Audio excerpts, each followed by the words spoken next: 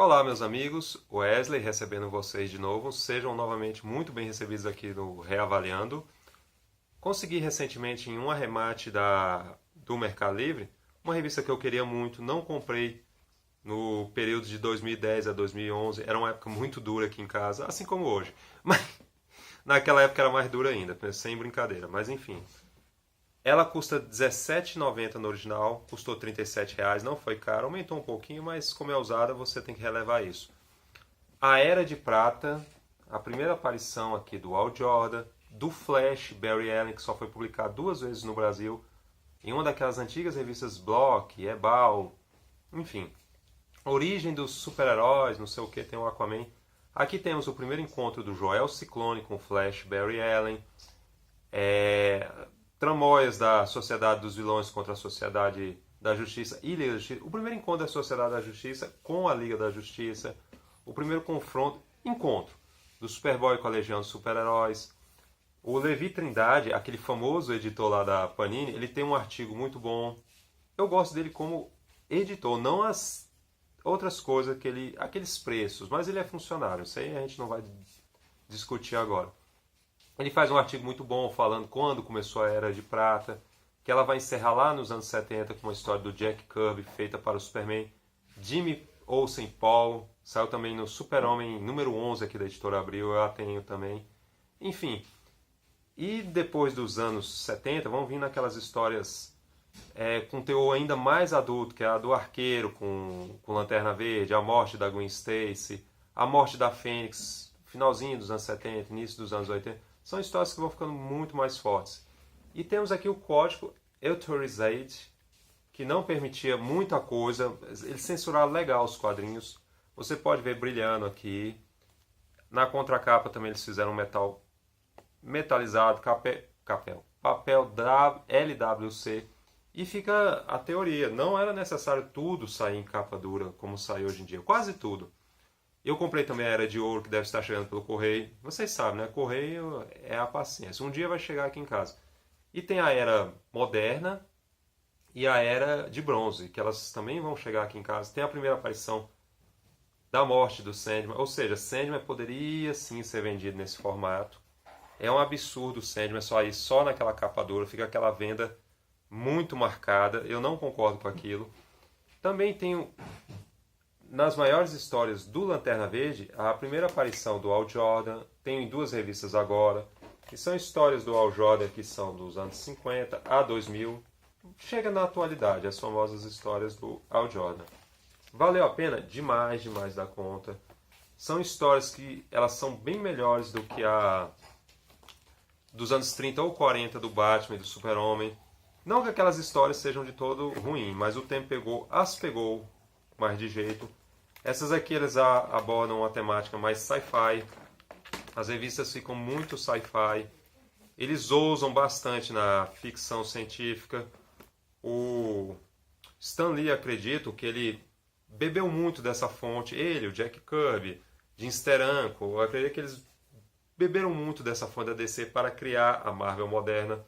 A origem do Flash, se você for olhar do Barry Allen, a narrativa dela é parecida com a do Homem-Aranha, porque ambos, né, sofrem experimentos químicos, eles vão ganhar o poder devido àquela experiência, eles são frutos da radiação, que era o período de 50 da Guerra Fria.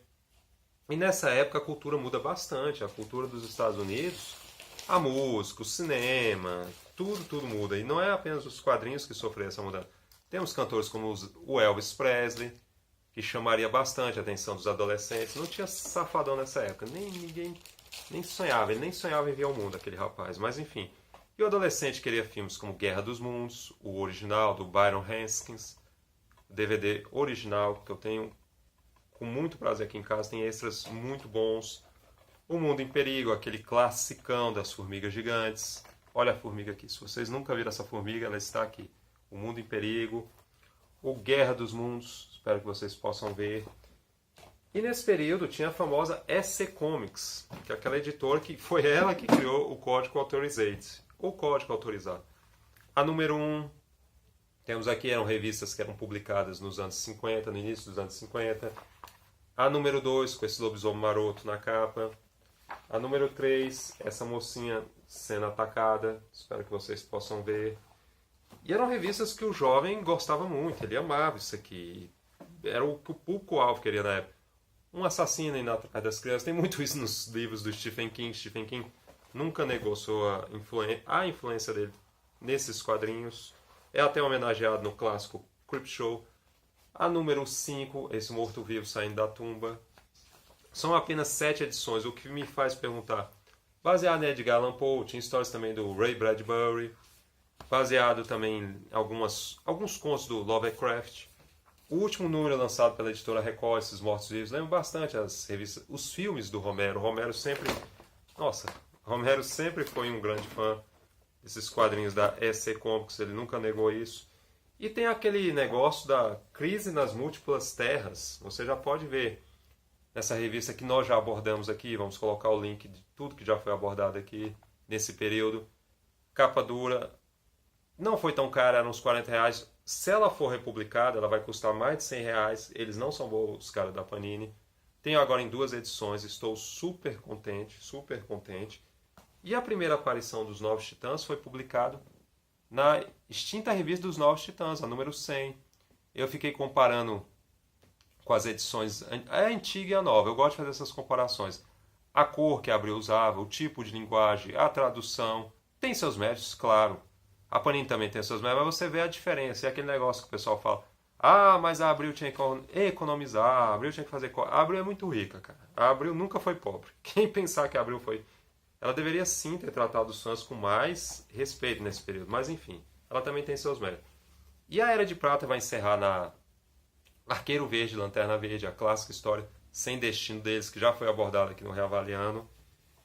E a Gwen Stacy, a morte da Gwen Stacy e tal, vai vir o pai dela que também vai ter o falecimento.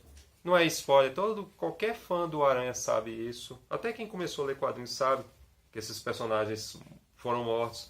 Enfim, também resolvi não colocar o clips aqui, porque é muito detalhado, não dá para... Um artigo muito bom do Levi Trindade, alguns especialistas falam que a Era de Prata começou com Ajax, que saiu nessa saga aqui do Batman, na revista Detective Comics, e o Capitão Cometa. O encontro dos dois, que já saiu naquelas linhas Salvat, eu acredito que aquela história Terra 2 do Grant Morrison, eu a vejo no shopping, eu tenho ela picotada pela Abril, na linha Premium completa. O Showcase, aquela número 1, não é aquela número 1, a primeira aparição do Flash, ele saindo dos milímetros do filme, muito, muito bonito isso aqui. John Kennedy, a época do John Kennedy, a Liga da Justiça, o primeiro encontro, primeiro encontro da Liga, sim, com a Sociedade da Justiça. Tem mais coisa aqui. A Turma Titã, a capa original, o Quarteto Fantástico, seria muito influenciado por essas revistas. A primeira aparição da Liga da Justiça contra o Starro, que está naquelas da Eagle Moss. Essa eu vou ter que comprar, não tem jeito. Não tem jeito. E a primeira aparição do Flash, Barry Allen, aqui para quem possa ver. Desenhos muito bons do Carmine Infantino. Eu gosto demais. A Panini não lança um Carmine Infantino, lendas do Carmine Infantino, pois é antiga. A Panini sabe que a galera mais nova não vai ler, vai criticar porque eles acham que são histórias cansativas, pendantes. Superboy, uma história boa, ingênua. Não vou dizer que não seja ingênua, mas eu gosto dessa ingenuidade do período. O Superboy foi rejeitado para entrar na Legião dos Super-Heróis. Roteiros aqui do Otto Binder, um cara que criou quase toda a família Capitão Marvel, a família Shazam. Enfim, eles vão para o futuro e tal. Vou passar para vocês também a primeira aparição aqui do... Ah, sim, o Aquaman. O Aquaman, como ele conseguiu seus poderes, tal, explicando que o pai do Aquaman teve um relacionamento com uma Atlante, né, a mãe do Aquaman é Atlante, símbolozão da DC. E a DC a Panini poderia republicar isso aqui para nós. O Al Jordan, que é a origem total, aquela origem que todos conhecem, pelo Gil Kane, John Broome.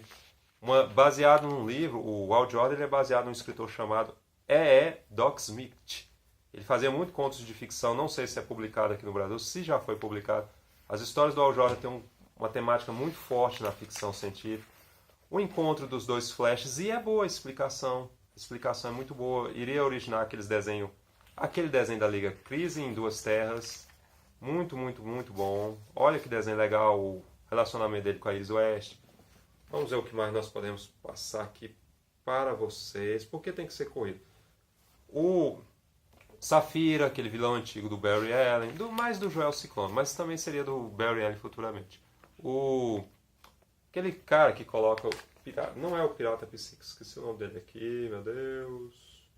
O violinista, tem o violinista também. O Sombra, o Pensador, é exatamente o Pensador, aquele cara que usa o capacete. São vilões muito antigos do Flash. O Flash vai influenciar a galeria de vilões do Homem-Aranha. O Homem-Aranha é muito puxado aqui. O Barry Allen vai parar na cidade do Joel Ciclone. Enfim, são histórias que valem muito, muito a pena. O Crise nas Infinitas Terras, que já abordamos aqui. O Ajax. Tem uma cena aqui que a Liga vai correndo. É muito engraçado. Você vê também como os desenhos eram desengonçados. Mas quem dera se eu desenhasse igual esses caras aqui também do período. Enfim, estão aqui. A Liga da Justiça se une com a Sociedade da Justiça para deter os vilões da vez. Mas são histórias muito boas. A Turma Titã tem um tal aqui de Senhor Ciclone. Essa não é que a história é ruim, mas o vilão, gente, pelo amor de Deus. Olha o tal do Senhor Ciclone.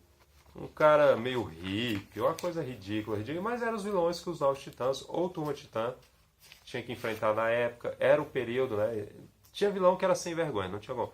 O Kid Flash, que era tudo sidekick, né? Tudo companheiro dos heróis por causa do Batman, do sucesso do Batman. O Robin, que era o Dick Grayson, o primeiro Robin, futuramente se transformaria no Asa Noturna. E a última história está aqui, porque é muita coisa, gente. Preferi. Quem mostra a Montanha do Julgamento, os cabeludos, quem acompanha o Superman do Jack Kirby sabe do que eu estou falando. Já foi abordado em histórias bem mais recentes do Super-Homem, pelo Kurt Busiek. Aquele pessoal, Carlos Pacheco, desenhista. Super-Homem, e sim, aquele meu colega que fala que o Jack Kirby é quadradão. Mas essa que é a graça do Jack Kirby. Esses caras bem quadradão. A mulher do Jack Kirby que é um pouco complicado. Mas ele desenhava muito bem, tem uma narrativa boa, eu gosto demais dele, gosto demais do estilo dele. E é isso aqui, gente. Espero que vocês possam ter curtido a Era de Prata dos quadrinhos. Vou colocar aqui para vocês essa Era de Prata, só um instante, por favor. Vamos deixar aqui o Guerra dos Mundos e eram os monstros que o Hal Jordan enfrentava em muitas dessas histórias, formigas gigantes, alienígenas. Você vê que tudo está interligado. Muito, muito obrigado. Obrigado pelos acessos. Por favor, compartilhem, divulguem. Sugestões, por favor. E são vocês que estão fazendo a diferença aqui. E até o próximo Reavaliando, meus amigos e amigas.